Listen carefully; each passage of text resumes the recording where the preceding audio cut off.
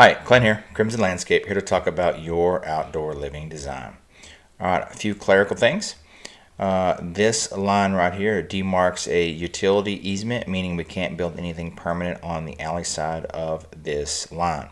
Landscape, little retaining walls, that counts, but can't build concrete patios, permanent fire pits, pools, pool deck, that kind of thing. That's your demarcation. This line right here is the approximate of where your existing structure / concrete ends. This shade structure is pretty close, not exact. We just try to get it close.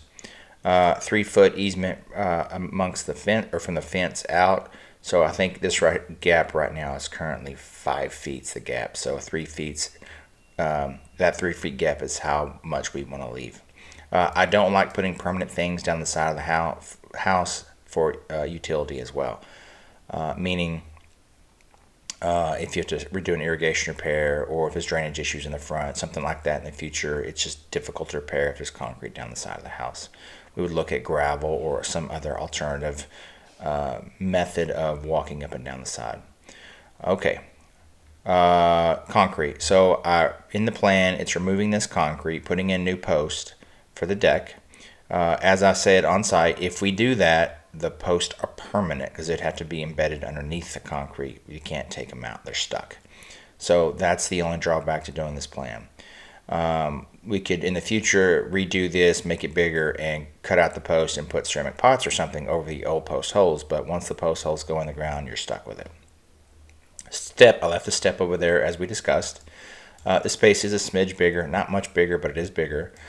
These concrete walk pads here, I put gaps in it. These gaps are called concrete leave-outs. This is strictly for aesthetics, not much of a usable function other than aesthetics and, of course, walking on to get from point A to point B.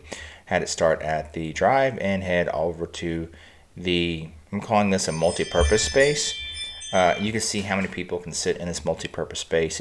It's a lot, so it's a pretty big space.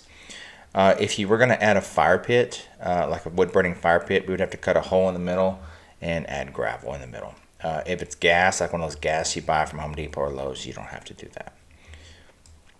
All right. If it's me, I probably would remove this and just take that out, and I'd bring the artificial turf all the way up to the concrete.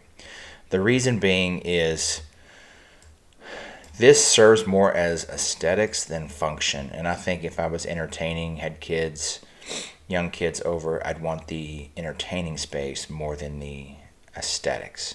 As well as once we level the yard out with this retaining wall here, you can play foursquare volleyball, bocce ball, cornhole, or other backyard games.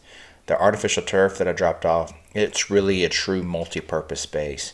My backyard, one side of my backyard is our multi-purpose space. We've rented jump houses for my teenager. Like when my son graduated, we rented a big water slide and we put on the turf when he graduated high school.